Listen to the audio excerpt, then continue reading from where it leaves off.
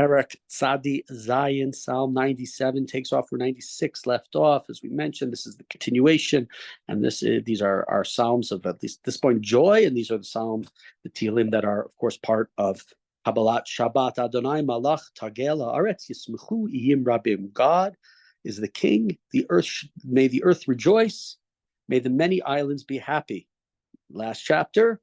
Movement from the Jewish people to the entire world, even to not just people, but the entire globe, as it were, the trees, the forests, the fields, recognizing God. And so here God is the king and everything is happy, even the islands, even the things far away, maybe the things that we don't even know about, right? The islands isn't necessarily, I don't think of your favorite island, but things that are sort of unapproachable, things we can't think. It's everywhere. It's so far distance. Like we would say today, even the stars in the furthest galaxy would be something that maybe we would express by saying the islands. Then, for those who didn't know how to, couldn't get from one side of the earth to the other, as some thought it had one side and the other, or couldn't make their way all the way around. Anan va'arafel sviva tzedek u'mishpat machon kis'o. Cloud and mist are about him. Justice and law are the foundation of his throne. Eish lefanav telech teleit saviv tzarav. Fire walks before him and it burns his enemies on every side. Heiru vrachav tevel ra'ata latachel haaretz. His light illuminates the world. The earth sees and shudders. So there is the sense of fear. We talked just the previous chapter, the joy, the happiness, and here we have a tinge with that happiness is the idea of justice, and justice is going to end up, and if there's judgment and if it's equity, the people who are good, things are going to be good, and they're going to be joyous. But the people who aren't good, they're going to be at least we'll say singed. They're going to get a little bit of the fire of God. The fear of God is going to be there, and so there is this fear. There's this trembling. Harim kadonag namasum lifnei Adonai lifnei Adon kol haaretz. Okay, that was the mountains melt like wax before God of the earth. Hagidu hashamayim sidko, v'ra'u chol ha'amim kivodo. The heavens proclaim his righteousness, and all the people see God's glory. So here, right, there was this fear, there was this worry, the mountains are trembling, lightning is just a sense of fear. But what happens is all the people see God's glory. And again, just like I said at the end of the last chapter, this idea of a world that has no judgment, a world that has anarchy and chaos, and God is bringing order, and God is bringing some sort of structure and fairness to this to the earth, and that's important in this chapter. Continue in verse 7. Yevoshu kol abdei pesel hamitalim be'elilim. Let all those who worship statues be ashamed. Let all those who rejoice in false gods, right? They should be ashamed. All gods bow down to God, right? They are nothing. There's nothing to them. That's what they are, and that's who they are. They're empty. Sham'a v'tismach Tzion v'tagelna benot Yehuda leman mishpatecha Adonai. Right, so Shama v'tismach Tzion. We talk many times in this book. We don't have the word Yerushalayim. We have the word Tzion over and over again. Zion is heard and is glad. The daughters of Judah rejoice. And why do they rejoice? Because of your judgments, God. Is this because the daughters of Zion and people of Tzion have suffered at the hands of their enemies?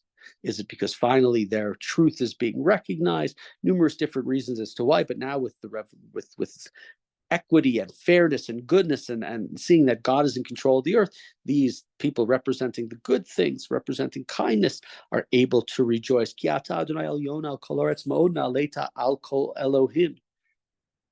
Because you, God, are high above all the earth. You are far above all of the gods. Verses that we know from prayers, these verses, Oave Adonai sinura, shomer nafshot chasida miad rishaim yatzilei. Right, God who loves, God who hates evil, God who preserves the soul of his pious ones, God who saves from the hand of the wicked. So there, right, in the Kabbalat Shabbat, we eliminate some of the more the harsher parts of this prayer. We understand why in this Tehillim the harsher parts are there. The joy is tinged with that sense of trepidation and that fear, and especially in the world of anarchy. Don't think today where generally the justice system is fair and good and decent in this country, right? Think of when maybe that wasn't the case, but here we're back into now the joyous parts. right? Above all the earth, God is exalted. God hates evil. And the righteous ones are the ones that God preserves and saves from the wicked ones. Or zaru ala tzadik u'liyishrei leiv simcha. Light is sown for the righteous, and gladness for those who are yashar, for those who are upright in their hearts. All right. So up to this point, and we've seen many, many times throughout this book, the requests. Why is it Ad Khan? How far do we have to wait? Why do we have to wait, God? Why do we have to wait? The wicked are arrogant and they have their pride and they're joyous and they say nobody's listening and God is not here and God doesn't care and all the different arguments that they're making. And this is a psalm that expresses, no. Now God is now in control of the earth. The wicked are getting what they deserve. And or zaru ala tzadik. Light is sown for the righteous. Those who are righteous, those who are yashar, those who are upright, they will be bisimcha. They will be with joy. Continuing in verse 12, pasuk yud bet, simchu tzadikim badonai, behodu lezecher kacho. Rejoice, the righteous ones in God, and give thanks to the memory, behodu, and give thanks lezecher kacho, to the memory of his holiness. So we end here with this idea of righteousness, and this is a psalm again about God's kingship.